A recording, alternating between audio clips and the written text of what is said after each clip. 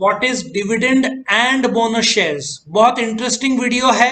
Video शुरू करने से पहले इस वीडियो के डिस्क्रिप्शन में आप जाओगे तो आपको chapter by chapter, question by question सारे वीडियोस मिल जाएंगे। तो शुरू करते हैं। What is dividend and bonus shares. Now सबसे पहले तो आपको समझना पड़ेगा कि आप शेयर होल्डर हो। आप शेयर होल्डर कैसे बने, ठीक है। फॉर एग्जाम्पल यहां पे मैं आपको शेयर होल्डर बना देता हूं। आप शेयर होल्डर हो, ठीक है। आप शेयर होल्डर हो।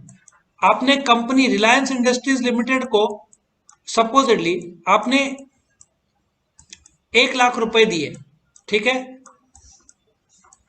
ये क्या हो गया, शेयर्स आपने खरीदे रिलायंस के, तो आप क्या हुए, शेयर होल्डर हुए। Do you agree.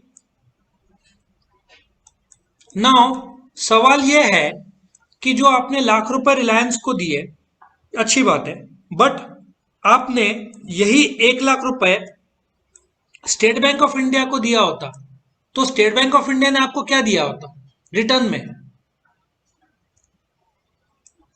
आपको इंटरेस्ट दिया होता। समझ में आ रहा है। आपने 1 लाख रुपए, थोड़े हैंडराइटिंग माउस से लिख रहा हूं इसलिए अलग आ रहा है। आपने लाख रुपए स्टेट बैंक ऑफ इंडिया को दिए तो state bank of India 1 lakh में हो सकता है कि आपको 5,000 रुपए रिटर्न के तौर पर ब्याज दे 5% के हिसाब से। सबको समझ में आ रहा है। 5% के हिसाब से इंटरेस्ट देगा बैंक। तो आप जब कंपनी को पैसा देते हैं तो कंपनी इस 1 लाख रुपए में से हो सकता है रिलायंस आपको रिटर्न्स में कुछ देवे। सो ये 1 लाख में रिलायंस ने शेयर होल्डर को 8,000 रुपया दिया। टेक्निकल भाषा में जब बैंक को आप फिक्स डिपॉजिट रखते हो तो बैंक आपको इंटरेस्ट देता है। उसी प्रकार से आपने कंपनी में जो पैसा लगाया, जिसको शेयर कैपिटल बोलते हैं, शेयर कैपिटल के छोटे छोटे भाग को शेयर्स बोलते हैं। आप शेयर होल्डर हो रिलायंस का। ऐसा सोचो 1 करोड़ का शेयर कैपिटल है, उसमें से आपने लाख रुपए दिया तो रिलायंस ने आपको रिटर्न्स में 8,000 दिया। ये जो रिटर्न्स है 8,000, टेक्निकल भाषा में इसको डिविडेंड बोलते हैं। क्या बोलते हैं, डिविडेंड। सो अच्छा, पर रिलायंस से 8,000 डिविडेंड कैसे दे पाया।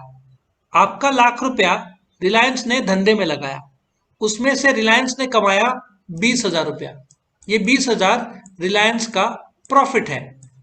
ये एग्जाम्पल दे रहा हूं। हाँ, ये 20,000 आपका लाख रुपया जो शेयर कैपिटल का पैसा आया रिलायंस को, उस पैसे से रिलायंस ने प्रॉफिट कमाया, ठीक है।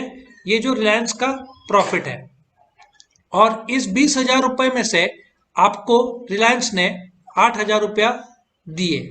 सो 20,000 माइनस 8, ये 8,000 क्या होगा, डिविडेंड होगा। और ये जो 12,000 बचेगा रिलायंस का, ये रिलायंस के रिजर्व में जाएगा। समझ में आया। 12,000 का रिलायंस कोई इंटरनल खर्चा होगा उसके लिए यूज करेगा। सो रिलायंस का जो प्रॉफिट है उसमें से एक हिस्सा डिविडेंड में गया, बाकी रिजर्व में चला जाता है, ये रिजर्व में। तो रिलायंस को यदि कोई पैसों की जरूरत पड़ेगी, अभी जैसे रिलायंस ने एक टॉय स्टोर को खरीदा, क्या नाम है उस टॉय स्टोर का, आर्यन, रिलायंस सिटी सेंटर में टॉय स्टोर का नाम क्या है।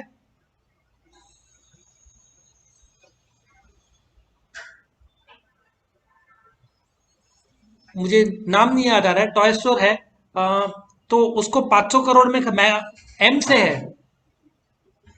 कौन सा फेमस टॉय स्टोर है, हैमलेस। हैमलेस, एम से नहीं, हैमलेस। रिलायंस ने हैमले को 500 करोड़ में खरीदा। सो उनके पास जो रिजर्व है वो पैसे का यूज करेंगे। तो आई होप आपको डिविडेंड समझ में आया क्या होता है। एक कंपनी अपने प्रॉफिट का एक हिस्सा शेयर होल्डर को देता है रिटर्न्स में, उसको डिविडेंड बोलते हैं। अभी सोचो ये आदमी के पास 100 शेयर्स है। अब रिलायंस बोलता है कि हम ये डिविडेंड तो कैश में दिया, कैश मतलब ऑनलाइन ट्रांसफर होता है, लेकिन हो सकता है रिलायंस बोले कि हम आपको मुफ्त में शेयर्स देंगे, by one get one free, ठीक है ना। तो मुफ्त में जो शेयर्स देगा मतलब ना रिलायंस को कुछ पे करना है ना शेयर होल्डर को। टेक्निकल भाषा में उसको बोनस शेयर्स बोलते हैं। जब कंपनी बहुत नफा अच्छा करती है तो मुफ्त में शेयर दे सकती है, टेक्निकल भाषा में उसको बोनस शेयर्स बोलते हैं। सो जो कंपनी रिटर्न्स में शेयर होल्डर को पैसा देती है वो या तो डिविडेंड देगी या बोनस शेयर्स देगी। डिविडेंड ऑनलाइन ट्रांसफर किया जाता है रिटर्न्स में, और बोनस शेयर्स डीमैट अकाउंट में जाएगा, मुफ्त के शेयर्स। आपको कुछ नहीं करना है। आपने यदि कंपनी के शेयर्स खरीदे, एक आदमी शेयर सिर्फ दो कारण से खरीदता है। एक तो उसको शेयर बाजार में जैसे 100 रुपए का शेयर है, अभी शेयर बाजार में 115 चल रहा है, मतलब उसका शेयर बाजार में फायदा, टेक्निकल भाषा में कैपिटल एप्रिसिएशन बोलते हैं।